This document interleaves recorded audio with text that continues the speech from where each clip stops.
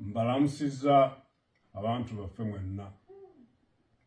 Nze Ssaabasajja Kabaka nga nsinziira wano we twajja okuwummulako n'okujjanjabibwa nga tugendera ku magezi g'abasawo nga bwe gaatuweebwa.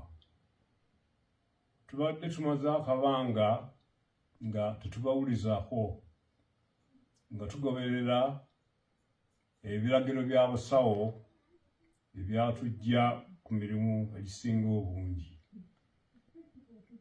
Embeera y'obulamu bwaffe egenda etereera era tusuubira okudda ku butaka mu biseera ebitali bya wala nnyo.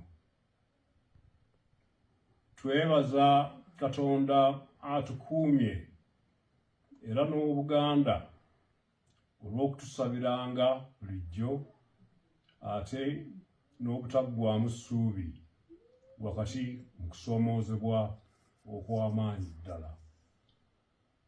Twebaza Katikkiro, baminisita n'abaami ba Kabaka bonna olw'okusigala nga batambuza emirimu gy'Obwakabaka mu kiseera nga tetuli mu nsi. Ebigenda mu maaso byonna tubigoberera era twebaza Obuganda olw'obujjumbize mu mirimu gy'Obwakabaka. Twebaza abantu baffe abagoberedde empisa, obuwangwa, ennono n'obulombolombo mu kiseera kino ekizibu ddala. Nga bwe tutera okwogera bulijjo, amaanyi gaffe gali mu kwegatta. Tukubiriza abantu baffe okusigala nga bali bumu. Mukama abakuume.